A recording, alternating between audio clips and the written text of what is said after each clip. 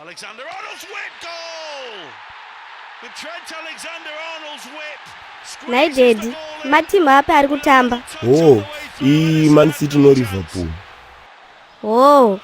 Inini ndofarira Liverpool. Ya, unotoziva dzokusapota inogona fani.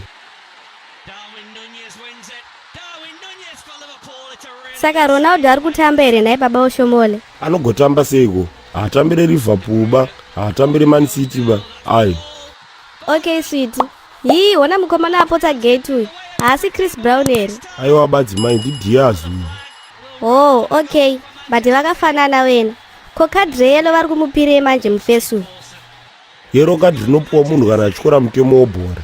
Handiti uri unotatsika mufana akarara pasi uyu. Ya. Ndazviona. Ndazonzwisisa manje.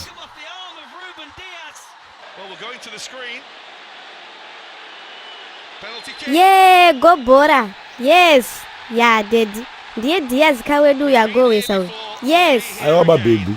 Ndiye Haaland uyo weMan City. Ndimatogowesiwa apa. Kosei futi. Ndokubirira kamanje ikoko. Apa Liverpool ndiyo iri kufanira kunge yagowesa. It's not fair. Okay. Tazvizwa. Ko Daddy red card iro nderei? Saka zvikuru kuti munhu uyo akufanira kubuda mugemu nokuti atuka refuri. Gemu iri akutobuda otamba wakashota. Beta. Saka akunoita kocha handika Daddy. Naiwe, wakakwana here iwewe? Handiti zvakafanana nematraffic lights here Daddy. Yellow kaioni, red danger. Saka ndingakugoita kochi pakutodiniko nyongono yako. Aiwa Daddy, ndiri kubvunzira pakuti saka green card rinopiwa vanenge vaita sei? Hakuna zvakadaro bakubhora adzimai. Okay, ndanzwisisa Daddy. Dai iyo Liverpool yangowina World Cup. Haiwa inowina adzimai. Ya, zvamukutaura izvozvo ndizvozvo.